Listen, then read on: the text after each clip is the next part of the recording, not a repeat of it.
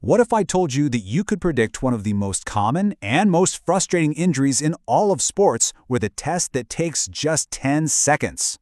Well, today we're diving into exactly that, and the answer is so simple it's almost hard to believe. So let me ask you this.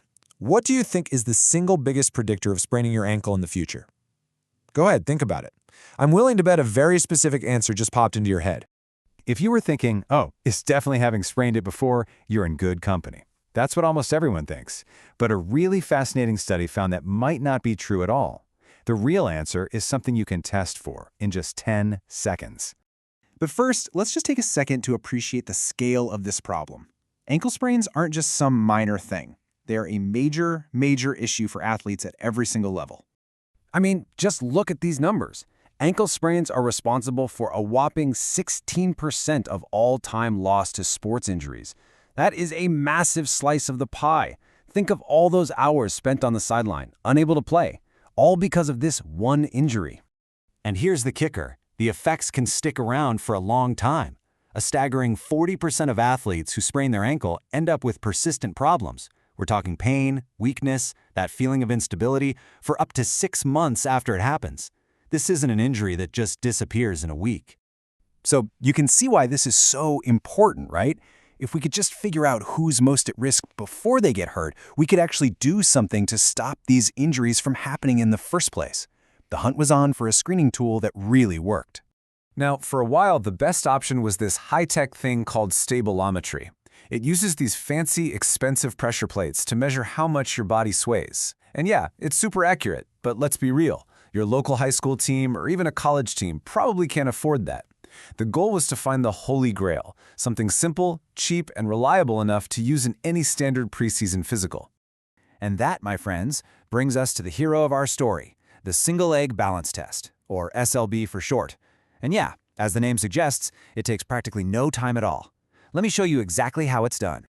Okay, here's the whole procedure. It's super simple. First, shoes off. Stand on one foot.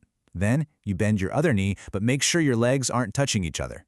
Try to keep your hips nice and level and just stare at a spot on the wall. Got it? Now for the hard part. Close your eyes and just try to hold that pose for 10 seconds. That's it. So how do you fail? Well, the test is considered positive if your legs touch, or if your standing foot has to move or hop around, or if you have to put your other foot down. Even just flailing your arms to keep your balance counts as a fail. In fact, if you just report feeling a really strong sense of being off balance, that's enough for a positive test. All right, so with the test all set, researchers went out and screened 230 high school and college athletes. And what they found? Well, it was incredibly revealing. This, right here, is the absolute game changer. The study found a direct, really significant link between failing that balance test and getting an ankle sprain later that season. And remember what we all thought at the beginning? A history of previous sprains was not a significant predictor in this group. Wild, right? Let's talk numbers, because this is where it gets really interesting. Athletes who had a positive SLB test during their preseason checkup were 2.5 times more likely to sprain their ankle that season compared to the athletes who passed the test. But hold on, it gets even more dramatic. Check this out. For the athletes who failed the balance test and who also didn't tape their ankles, their risk just skyrocketed. They were nearly 9 times more likely to suffer an ankle sprain. That's just a massive difference. And the injury rates really tell the story loud and clear. Almost 18% of the athletes who failed the balance test went on to sprain their ankle. Now compare that to just over 7% for those who passed. The difference is it's right there. It's totally clear. Okay, so the test clearly works, but for any screening tool to be really useful, 2 things have to be true. It has to be reliable, and we need to know what to do with the results. So let's look at both of those. You know, as one expert noted in a commentary on this study, the value here is just huge. We now have a simple, inexpensive test that can reliably predict future risk. And that is always the first, most critical step toward preventing an injury. And when we say reliable, we really mean it. The study measured what's called inter-rater reliability, basically how consistent the test is. They got a score of 0.898. Now just think of that as a score out of 1. Getting a score that high is incredible. It means that 2 different people giving the test will get the exact same result, almost every single time. It's rock solid. So what do we do for the athletes who are at risk? Well, remember that crazy 8.8 times risk factor? The other side of that coin is that simple preventative measures, specifically taping the ankle, seem to be a really helpful solution for the athletes who failed the balance test. All right, let's wrap all this up.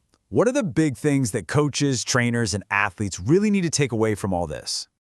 Okay, here it is, plain and simple. First, that 10-second balance test is a legit way to find athletes who are more likely to get hurt. Second, it's so simple and reliable that any team can use it. Third, if you find someone who's high risk, preventative taping looks like it can make a huge difference. And finally, maybe we need to stop relying so much on just asking about old injuries. This test gives us a much clearer picture of what's to come. So that leaves us with one last question to chew on. When you think about it, 10 seconds of a simple balance test on one side versus weeks or even months of pain, rehab, and sitting on the sidelines. The choice seems pretty clear, doesn't it?